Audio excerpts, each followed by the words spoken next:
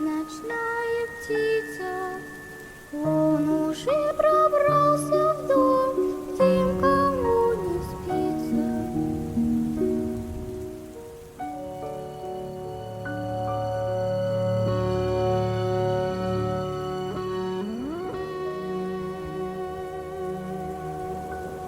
Bienvenidos a La incógnita de lo incierto.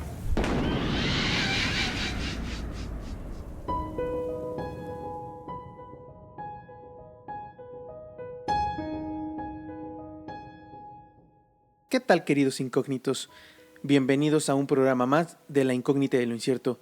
Gracias por escucharnos, por acompañarnos, y antes de continuar, quiero pedirles a todos aquellos que no se han suscrito a nuestros diferentes canales como en YouTube, iVoox, Spotify, que por favor vayan en este momento, nos regalen su suscripción, nos regalen un like, nos dejen sus comentarios, etcétera, porque eso nos ayuda muchísimo y nos alienta a seguir adelante. Gracias a todos aquellos que ya se han suscrito, los que ya son incógnitos, y a los nuevos les doy la bienvenida. Yo soy Ava, y en esta ocasión no me puede acompañar Skoll porque hubo unos temas ahí de trabajo y no se juntaron los horarios, etcétera, y no pudimos reunirnos para poder hacer este episodio. Pero aunque estoy yo solo, voy a tratar de hacerlo lo más ameno posible, porque aparte me parece que el tema lo amerita.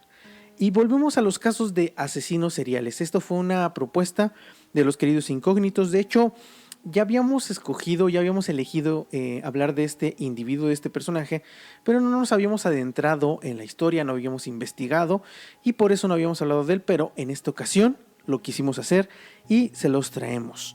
Vamos a hablar de uno de los asesinos más nefastos, y aunque suene repetitivo esto, pues es que así es. La verdad es que todos estos tipos de personajes han sido nefastos en la historia, han cometido actos brutales y algunos más brutales que otros, pero no dejan de ser nefastos. Me atrevo a decir que de quien vamos a hablar en esta ocasión es uno de los nombres más conocidos por la brutalidad de sus actos que lo llevaron a ser nombrado y apodado como el carnicero de Rostov. Y sí, efectivamente, estamos hablando de Andrei Chikatilo, un monstruo que durante años logró evadir la justicia mientras dejaba una estela de horror a su paso. Hoy vamos a explorar un poco la perturbadora y macabra historia de uno de los asesinos más notorios del siglo pasado.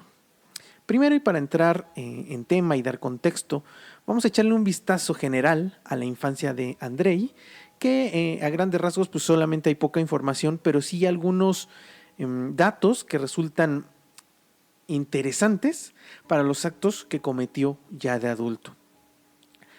Andrei Romanovich Chikatilo nació el 16 de octubre de 1936 en un pequeño pueblo de nombre, y perdonen por la pronunciación, pero de verdad este tipo de idioma y de nombres y todo este tipo de cuestiones de aquellos lares del mundo me resultan un poco complicados de pronunciar, pero el pueblo se llamaba Ibloknoy en Ucrania, que en aquel momento formaba parte de la Unión Soviética.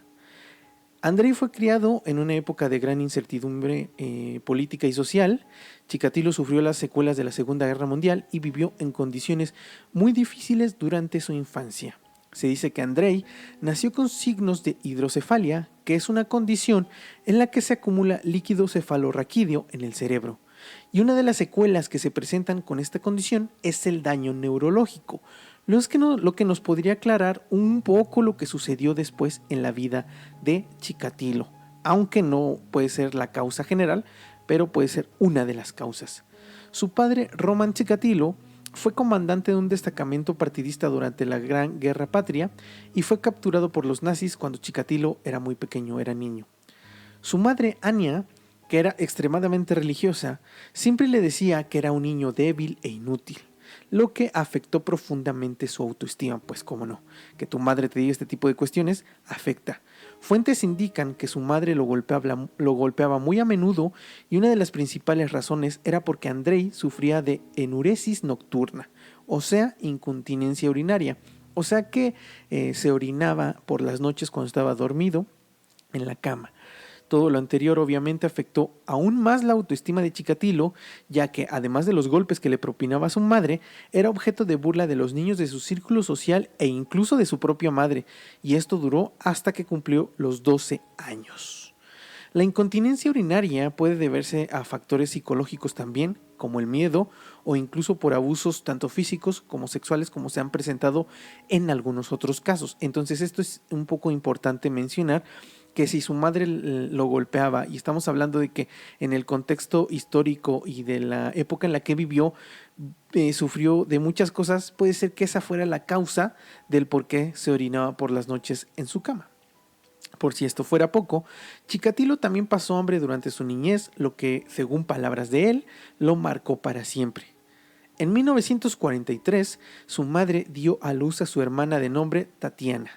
Irregularmente el nacimiento es un halo de luz en la oscuridad, pero por las condiciones en las que se encontraban los Chikatilo, este nacimiento era un problema, y más porque Roman, el padre de Chikatilo, había estado fuera de casa desde 2 años atrás.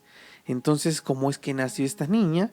Pues la respuesta es realmente nefasta, es triste, ya que según unas versiones dicen que la mujer quedó embarazada como resultado de una violación por parte de un soldado alemán. Obviamente, después del nacimiento de Tatiana, los Chikatilos se encontraron al borde de la supervivencia. En el 44, Andrei inició su vida académica y acudió a una escuela local, en donde también sufrió de abusos por parte de sus compañeros de clase.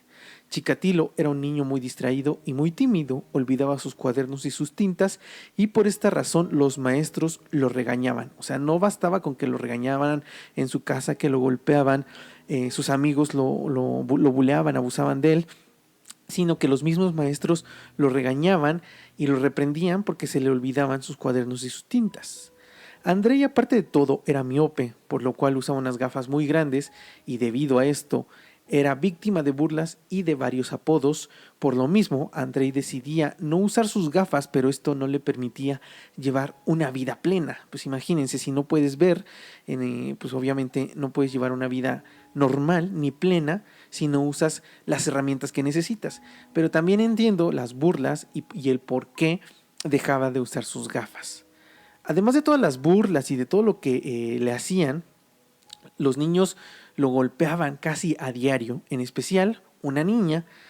Chikatilo siempre era humillado por todos los compañeros, cualquiera podía decirle lo que fuese, mientras él se limitaba a escuchar, a aguantar y a quedarse en silencio. Esto me parece importante mencionarlo, porque incluso en mi época, y hoy no sé cómo sea, pero en mi época también había mucho bullying, ¿no? Había muchas burlas, había muchos golpes a los compañeros, a los amigos de clase. Entonces debemos de poner mucha atención y hacer énfasis en este tipo de cuestiones, ¿no? De poner más atención en lo que está sucediendo en la vida de nuestros hijos, y no solo de las personas que son abusadas, sino de los abusadores, ¿no? Darnos cuenta también que la educación, y no solo la educación, porque puedes darle una educación correcta, entre comillas, a alguien, pero pues él va a tomar sus propias decisiones. Entonces sí me gustaría como hacer énfasis en esto, en que nos enfoquemos, que nos veamos nuestras vidas y veamos lo que está pasando a nuestro alrededor, y no dejar pasar todo porque sí, porque puede tener repercusiones muy brutales e incluso mortales. En el 45, Roman, su padre, fue liberado por los estadounidenses, por lo cual pudo volver con su familia, pero justo el año siguiente comenzó una fuerte hambruna que afectó en demasía a los Chikatilo. O sea, imaginen la infancia de Andrei, hambruna, abusos por parte de sus padres, abusos por parte de sus familiares. Entonces debió ser una infancia muy dura y muy difícil. Roman y Ania tenían que salir a trabajar para poder darle sustento a sus hijos, por lo cual Tatiana y Andrei tenían que quedarse largos lapsos a solas en su casa. Los niños tenían prohibido salir de esta casa, y para esto su mamá les contaba una historia muy macabra. Les decía que durante la hambruna de 1932, su hermano mayor Stefan había sido secuestrado y devorado. Entonces los niños ni siquiera pensaban remotamente en salir a la calle. Pues no, obviamente, ¿cómo lo ibas a hacer, no? Si te dijeron que a tu hermano mayor, que ya ni siquiera conociste, se lo comieron en la hambruna anterior. Algunas fuentes dicen incluso que quienes se devoraron realmente a Stefan fueron sus propios padres y su familia. Pero es importante mencionar que esto sobre la supuesta muerte de su hermano puede ser solo una mentira, ya que algunos intentaron rastrear las huellas de Stefan, pero no pudieron encontrar documentos que avalaran el nacimiento o la muerte de este niño. aunque también debemos tener claro la época y el contexto de lo que estaba sucediendo para entender que tal vez sí nació, sí existió, sí murió, a lo mejor no de las causas que decía la madre, pero pues simplemente el niño nunca fue registrado o nunca se registró su muerte, ¿no? Puede ser, hay una posibilidad, aunque resulta muy complicado que así sea.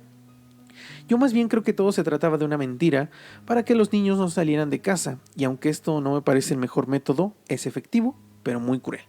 Entonces es como los clásicos, no sé, miedos que le ponemos también a los niños, ya no tanto hoy en día, pero cuando yo era niño, el ropavejero, ¿no?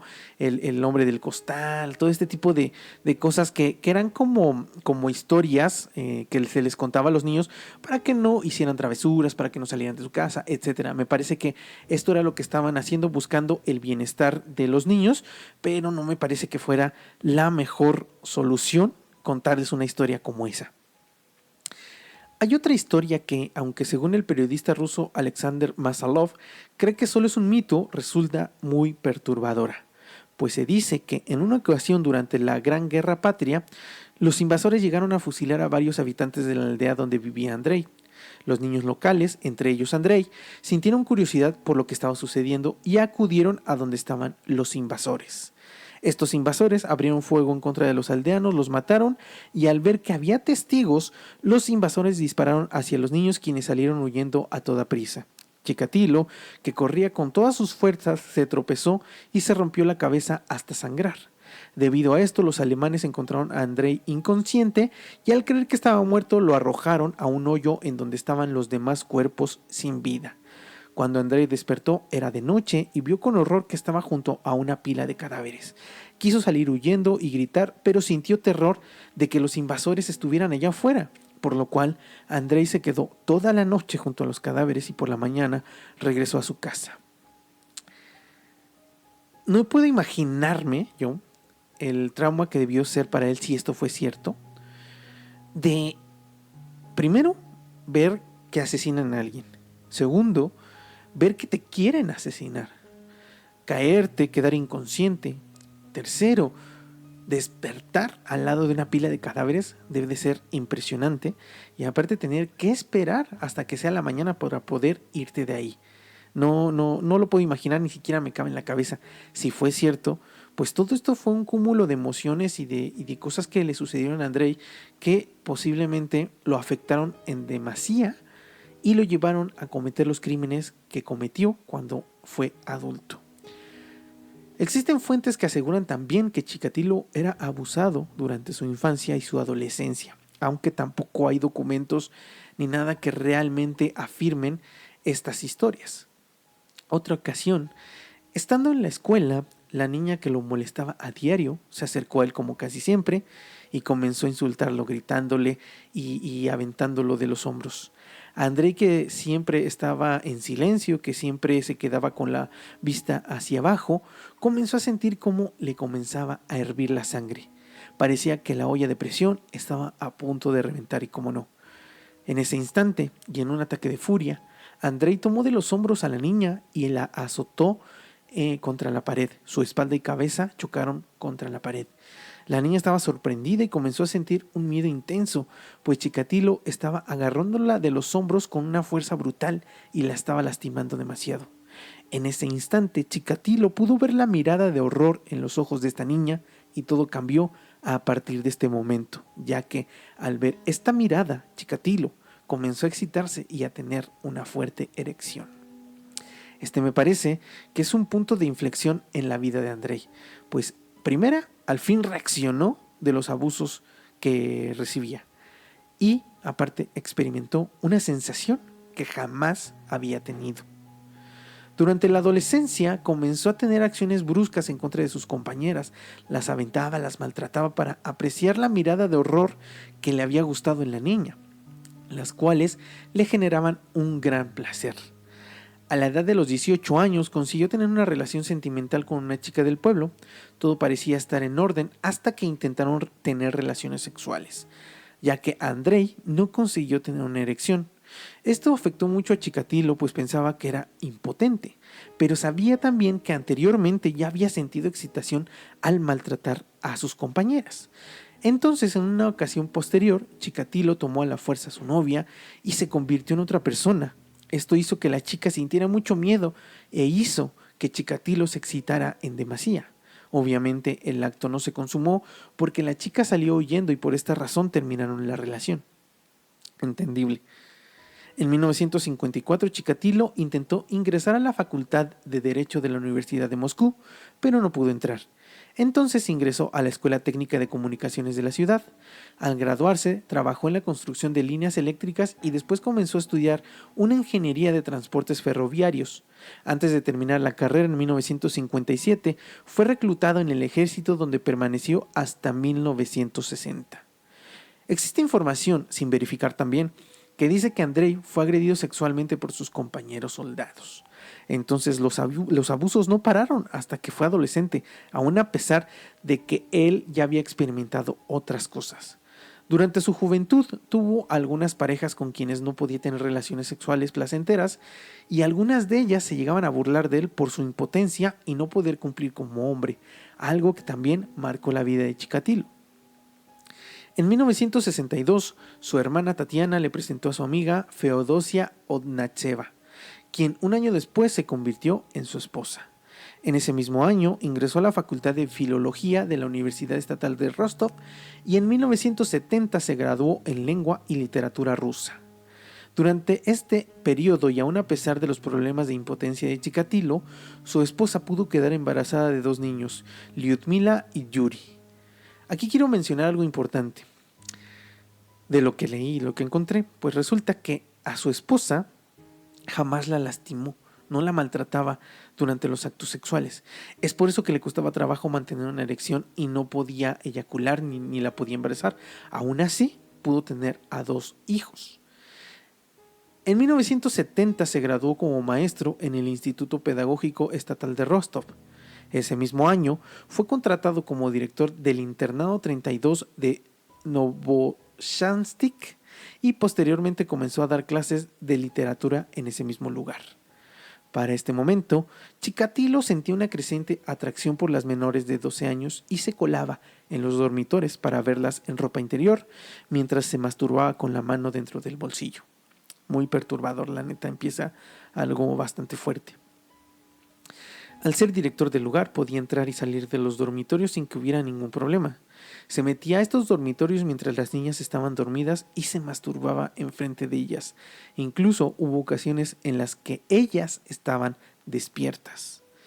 Por si fuera poco, mientras daba clases se sentaba junto a las niñas y a los niños para supuestamente explicarles sobre sus dudas mientras los tocaba lascivamente.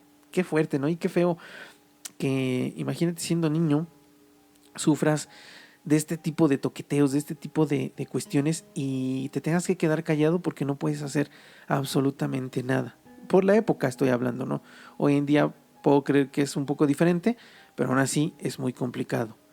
En 1974, Chikatilo fue acusado de abuso sexual por 2 estudiantes, Liuba y Tonia, por lo cual tuvo que presentar su renuncia y la institución jamás dio aviso a las autoridades. Esto tengo que parar un momento aquí.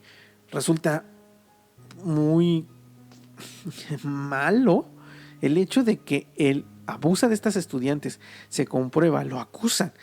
Aún así, no lo corre la institución, sino le dicen que tiene que presentar una renuncia, es una carta en donde dice que él se quiere ir. Y aparte, esta institución no da aviso a las autoridades ni a otras instituciones avisando de las porquerías que estaba haciendo este hombre. Entonces, al no dar aviso, Andrei solo tuvo que solicitar otro empleo en la Universidad Técnica Estatal de Novochansky, en donde inmediatamente fue asignado como el capataz de formación industrial. Obviamente Chikatilo también acosaba a los estudiantes de este lugar. Chikatilo era el típico marido sumiso y además impotente. Hacía todo lo que su mujer le ordenaba y ella solía tener deseos sexuales muy a menudo, pero la impotencia de su marido los llevaba a frecuentes discusiones en donde ella le recordaba y le reclamaba porque era muy poco hombre. En el 78, junto con su familia, se mudó a Shakhty, en donde comenzó a trabajar como profesor en otra institución. Semanas después, su esposa se convirtió en la comandante del dormitorio de este lugar, por lo cual Andrei tenía acceso a las llaves para poder entrar a los dormitorios, como en la otra institución. No hay registros de que su esposa supiera de sus trastornos y de lo que estuviera haciendo. Al parecer, Chikatilo tomaba las llaves a escondidas. Yo quiero pensar eso, pero no lo sé, no lo puedo afirmar. Una noche, Chikatilo entró a los dormitorios y comenzó a acosar a Vladimir, un chico de 15 años, quien despertó y comenzó a gritar, por lo cual los demás estudiantes despertaron y vieron a Andrei, quien salió corriendo de este lugar. A pesar de esto, Andrei no fue despedido de la institución, pero ahora tenía más reservas para acercarse a los alumnos. Al mismo tiempo y en secreto de su familia, Andrei adquirió una cabaña en donde comenzó a reunirse con prostitutas a quienes maltrataba durante el sexo para sentir placer. Era obvio, si a su esposa no la maltrataba, él necesitaba ver estas miradas, el sentir esta sumisión de otra persona para tener placer sexual. Entonces por eso empezó a contratar prostitutas para poder hacerles lo que no podía hacer con su esposa. Estos años como docente determinaron las acciones que Chikatilo cometió después, pues descubrió varias cosas. La primera fue que su orientación sexual había cambiado. Ahora no solo le atraían las mujeres, sino que también los hombres. Segunda, confirmó que la excitación aumentaba con la resistencia y los gritos de la otra persona. La tercera, la atracción, el odio, el deseo de humillar a alguien y causar dolor desarrollaron el sadismo en Chikatilo. Y la cuarta, Chikatilo mostraba una espantosa dualidad. En su casa era sumiso, pero en la calle era otra persona. Y la última, y no menos importante, incluso me atrevo a decir que es la más importante, es que sus acciones no tenían consecuencias. Ahora vamos a lo más fuerte del caso, por lo cual, y aunque siempre lo decimos en este programa, se recomienda mucha discreción y mucho cuidado de que ningún niño esté viendo o escuchando este episodio, ya que las descripciones de lo que voy a platicar y de lo que voy a relatar son muy gráficas y bastante brutales, bastante fuertes para un menor de edad, para un niño. Entonces, si lo están escuchando con niños o son niños los que nos están viendo, sáltense esto, por favor. El 22 de diciembre de 1978, Andrei abordó en la calle a una niña de 9 años. Su nombre era Yelena Zakotnova. Su experiencia de maestro y varias mentiras le sirvieron para convencer a la niña de que lo acompañara a su cabaña, la cual había comprado y donde iba con prostitutas. Una vez en el lugar, la desvistió con violencia. La niña peleaba con todas sus fuerzas y mientras estaba encima de ella rasguñó uno de sus brazos y esto hizo que de la herida brotara un poco de sangre, hecho que le propició una erección inmediata, estableciendo así un vínculo fatal entre la sangre y el sexo, algo súper importante.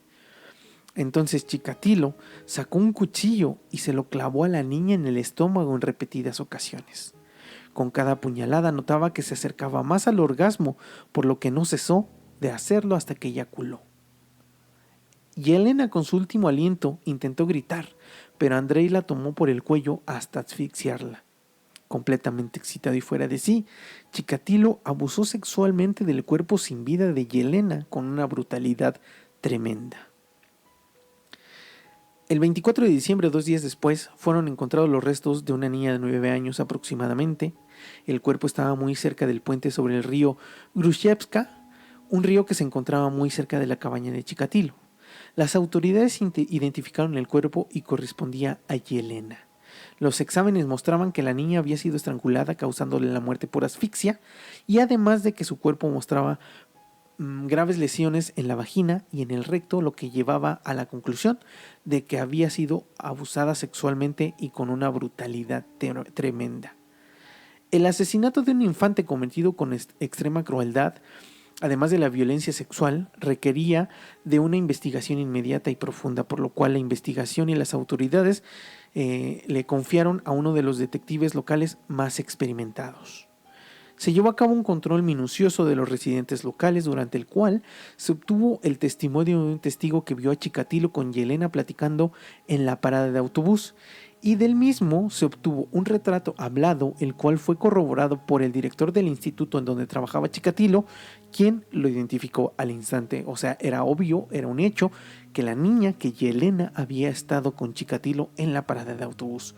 Por si fuera poco, una mancha de sangre fue localizada muy cerca de la cabaña, entonces Andrei se convirtió en el principal sospechoso.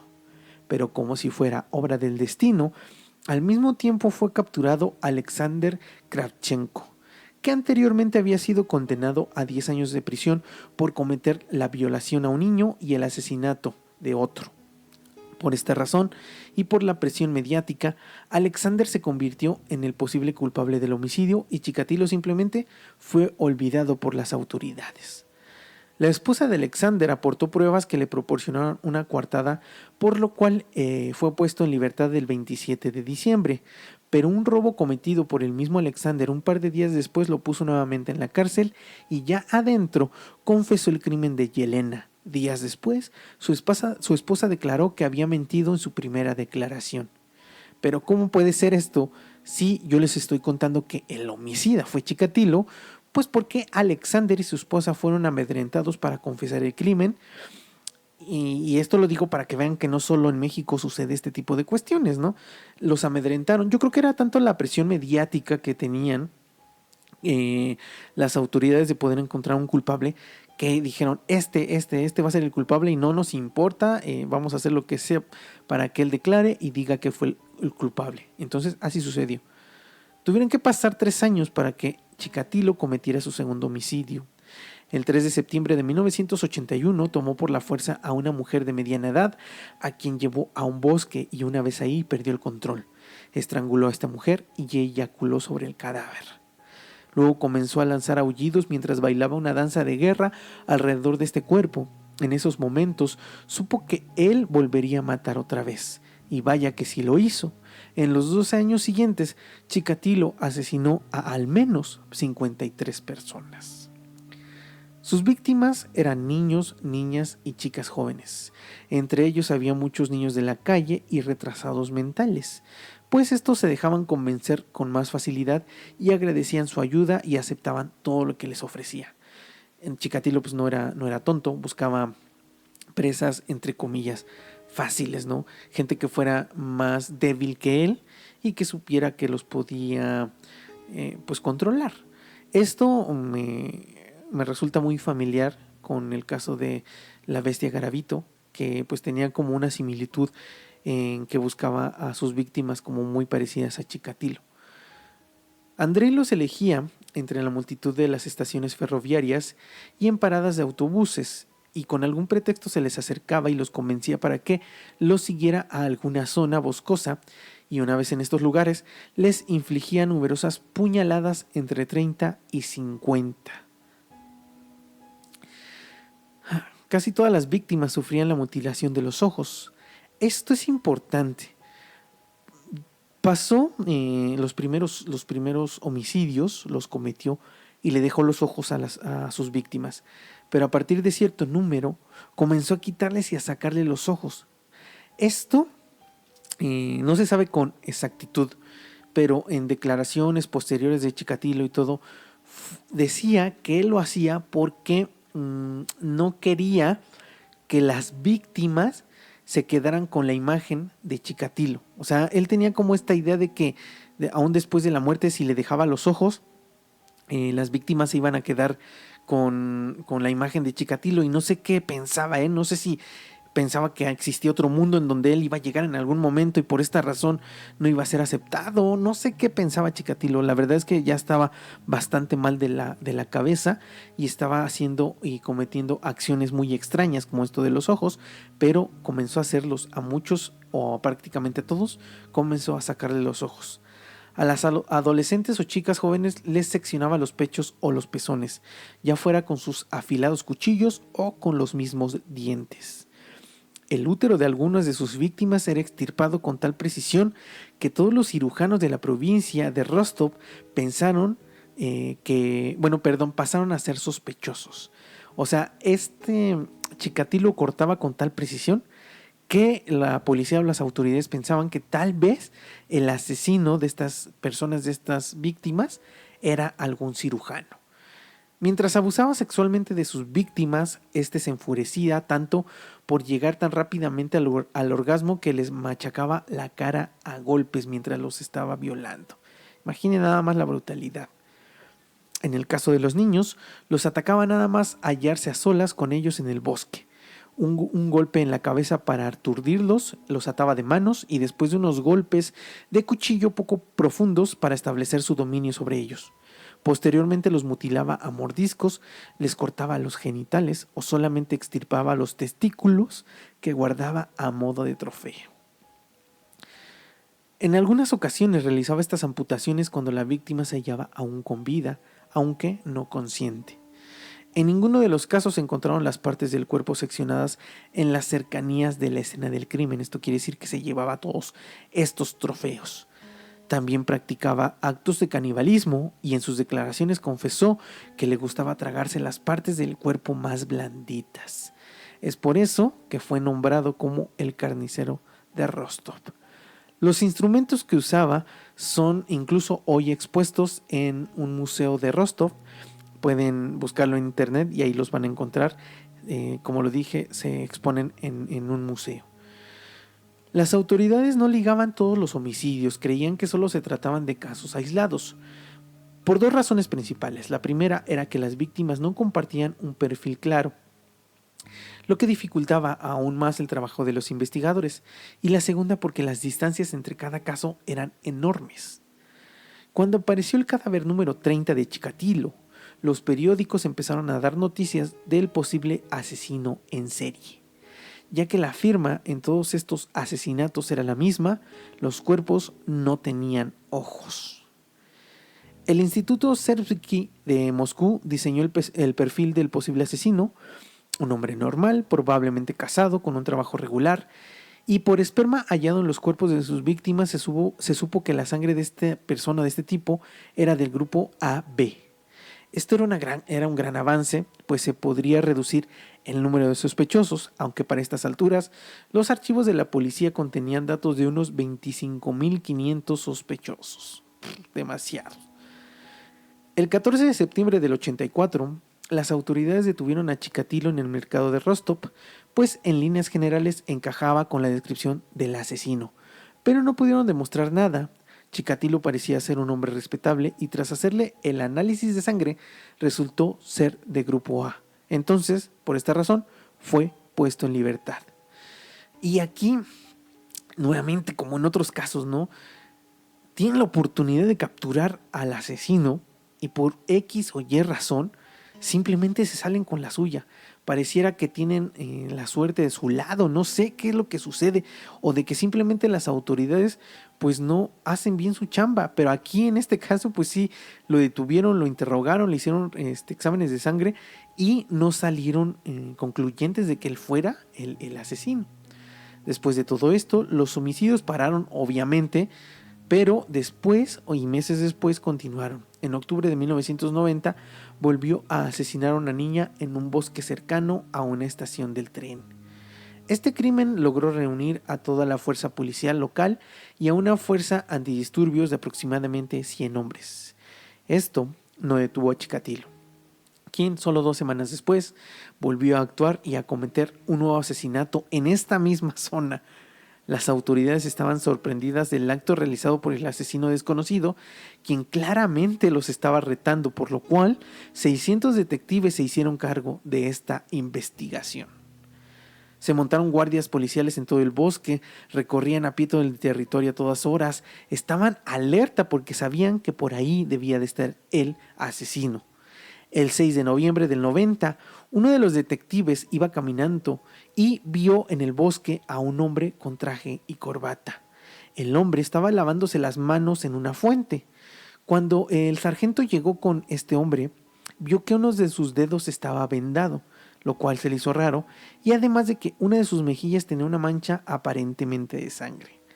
El detective le pidió sus documentos y observó que el hombre tenía el nombre de Andrei Chikatilo. El detective levantó un reporte interrogando a Chikatilo, pero no pudo contar con una prueba concluyente de que él era el asesino, así que tuvo que dejarlo ir. Nuevamente lo tenían y se volvió a escapar. Solo 5 días después, la policía encontró un nuevo cadáver en este mismo bosque, el cual estimaron que debía de llevar más o menos muerto una semana. Y entonces solo allí, Chikatilo se convirtió en el principal culpable de los asesinatos. ¿Por qué? Porque si el detective, el sargento, lo había visto 5 días antes en el bosque limpiándose las manos y parecía que era sangre, y el cuerpo fue asesinado aproximadamente en esa misma época, en esos mismos días, entonces era un hecho de que Chikatilo era el culpable y el asesino. Entonces, sin más, el 20 de noviembre fue arrestado por la KGB. Después de varias pruebas, tanto de sangre como de semen, se determinó que su esperma correspondía a las muestras encontradas en diferentes zonas de los crímenes. Por fin tenían al culpable de 36 víctimas mortales, todos ellos mujeres y niños. En los interrogatorios afirmó que simplemente era un ciudadano normal, que no había cometido ningún tipo de delito y que era objeto de una persecución absurda por parte de las autoridades. Un clásico de los asesinos y de la gente que es arrestada por homicidios. El 29 de noviembre se derrumbó ante un psicólogo a quien acabó confesando 53 asesinatos, no solo 36 de los que ya se le estaban acusando, sino 53. Prometió que estaba dispuesto a aportar pruebas de sus crímenes si no continuaban hostigándole con los interrogatorios que le recordaban los detalles, porque era muy doloroso. Y aquí, híjole, me parece súper nefasto lo que hacen este tipo de personajes, como lo dije la bestia Garavito, quien también ya se cansaba de que lo interrogaran y decía que él era la víctima porque estaba recordando todo lo que había sucedido después de todas las cosas horribles que hicieron. O sea, la verdad es que me parece una estupidez, pero en fin. Posteriormente guió a los investigadores a los distintos lugares con la esperanza de que el número de muertes lo convirtiera en una especie de estudio científico. Y aquí deben de notar el gran ego que tenía Andrei Chikatilo. O sea, los llevó hacia donde estaban los cuerpos, no para que los encontraran o para que las familias tuvieran como cierto alivio, sino para que él fuera como un ícono de y parte de un estudio científico del cerebro, de cómo actúa un asesino. O sea, me parece súper horrible lo que hace este personaje. Unas semanas más tarde escribió una declaración firmada para el fiscal general que decía más o menos así: me detuvieron el 20 de noviembre de 1990 y he permanecido bajo custodia desde entonces. Quiero exponer mis sentimientos con sinceridad. Me hallo en un estado de profunda depresión y reconozco que tengo impulsos sexuales perturbados. Por eso he cometido ciertos actos. Anteriormente busqué ayuda psiquiátrica por mis dolores de cabeza, por la pérdida de memoria, el insomnio y los trastornos sexuales, pero los tratamientos que me aplicaron o que yo puse en práctica no dieron resultados. Tengo una esposa y 2 hijos y sufro una debilidad sexual, impotencia. La gente se reía de mí porque no podía recordar nada. No me daba cuenta de que me tocaba los genitales a menudo y solo me lo dijeron más tarde. Me siento humillado. La gente se burla de mí en el trabajo y en otras situaciones. Me he sentido degradado desde la infancia y siempre he sufrido. En mi época escolar estaba hincado a causa del hambre e iba vestido con harapos. Todo el mundo se metía conmigo. En la escuela estudiaba con tanta intensidad que a veces perdía la conciencia y me desmayaba. Soy un graduado universitario. Quiero demostrar mi valía en el trabajo y me entregué a él 100%. La gente me valoraba, pero se aprovechaba de mi carácter débil. Ahora que soy mayor, el aspecto sexual no tiene tanta importancia para mí. Mis problemas son todos mentales. En los actos sexuales perversos experimentaba una especie de furor, una sensación de no tener freno. No podía controlar mis actos. Desde la niñez me he sentido insuficiente como hombre y como persona. Lo que hice no fue por el placer sexual, sino porque me proporcionaba cierta paz de mente y alma durante largos periodos. Sobre todo, después de contemplar todo tipo de películas sexuales. Lo que hice, lo hice después de mirar los videos de actos sexuales perversos, crueldades y horrores.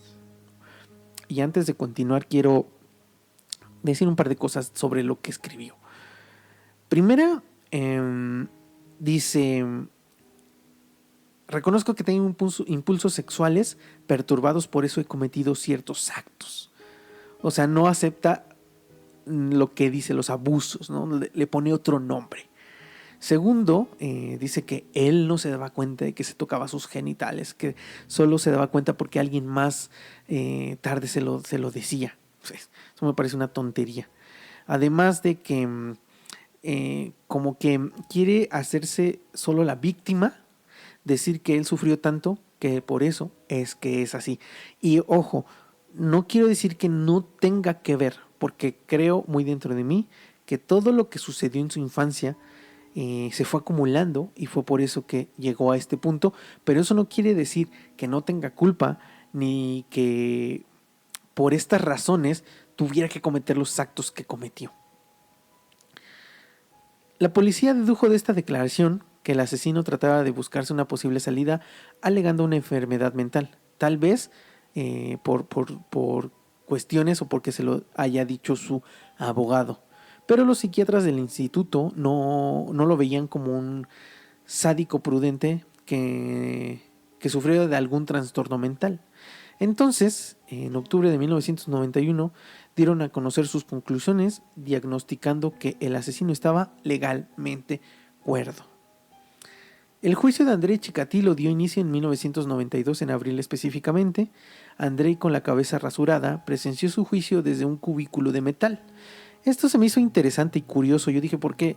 Que era muy salvaje, o por qué cuestiones lo tenían como en una cárcel pequeña, ¿no? Pero no, resulta que investigando era porque las familias de las víctimas lo querían incluso asesinar. Entonces esto era más para protección de él que para las demás personas. El primer día deleitó a los fotógrafos esgrimiendo una revista porno. O sea, mientras le estaban leyendo algunos documentos, él tenía una revista porno, estaba leyendo, y más tarde se quitó la ropa y meneó el pene gritando: mírenlo, es inútil, ¿qué creen que puede hacer con esto? O sea, como que también quería dar a entender que él era impotente y que por esta razón jamás pudo haber causado daños ni violaciones a ningún niño ni ninguna mujer. Los familiares de las víctimas de Chikatilo asistieron a estos juicios y fueron los que peor la pasaron, sobre todo al principio, ya que tuvieron que oír al tribunal caso por caso sobre cómo había matado, violado, qué había hecho con los cuerpos, cómo habían quedado los cadáveres, y todo hizo mella en ellos. Y en los últimos días del juicio, los propios familiares pedían a gritos que les dieran a Chikatilo para colgarlo ellos mismos y descuartizarlos. Digo, yo no comparto la idea de que mates a alguien, ¿no? De que le hagas daño, pero también entiendo la frustración y el dolor que debieron sentir estas personas, y más al escuchar todo lo que este monstruo le hizo a sus hijos o a sus hijas. Los jueces no dudaron en anunciar el veredicto, y así el 15 de octubre de 1992 fue sentenciado a la pena capital. Su esposa e hijos también resultaron muy afectados, tanto por las acciones de su padre como la furia de la población en general, quienes los acosaban a todas horas, tanto así que tuvieron que mudarse de ciudad y cambiarse el apellido. Chikatilo se jugó la última carta para salvar su vida y le pidió al presidente Boris Yeltsin en ese momento que cambiara o que le perdonara la vida a cambio de una cadena perpetua. Afortunadamente, su solicitud fue denegada, y así el 14 de febrero de 1994, a las 20 horas, el asesino serial más cruel y sanguinario de la ya inexistente Unión Soviética murió en el sótano de la prisión de Rostov, ejecutado por un guardia con un tiro en la nuca. Y para cerrar ya este capítulo, difícil, nefasto, la verdad es que yo siempre lo he dicho en este programa, me cuesta mucho trabajo cuando hablo sobre niños, ¿no? Sobre niños abusados, sobre niños que fueron golpeados, que fueron agredidos sexualmente. Eso me duele demasiado porque me frustra por el hecho de que pues ellos no tienen la fuerza, no tienen la capacidad para defenderse, ¿no? Y monstruos como André Chikatilo se aprovechaban de eso y abusaron de estos infantes, de estos inocentes. Eso me causa mucho repudio, mucho dolor y me cuesta trabajo como expresarlo o llevarlo al guión. Pero la verdad es que yo no puedo entender, no me cabe en la cabeza cómo una persona puede cometer estos actos, puede causarle tanto dolor y ser tan cruel hacia alguien más. Yo, como lo dije durante el episodio, quiero entender y creo que mucho tiene que ver su problema incluso desde que nació la hidrocefalia. Tiene que ver la vida y la infancia que llevó, los abusos tanto de sus padres, de sus amigos, si fue abusado sexualmente, si entre comillas era impotente y se burlaban de eso sus parejas, no tenía la aprobación social ni familiar. Entiendo todos estos aspectos, entiendo que su vida fue complicada, fue difícil, pero eso no lo exime de la culpa de haber asesinado a al menos 53 personas. La verdad es que no sé qué tan justo fue la pena de muerte, pero pues ante las leyes de aquella época y en ese lugar, esa fue la condena y pues murió así en el 94. Y bueno amigos, queridos incógnitos, espero que les haya gustado este episodio.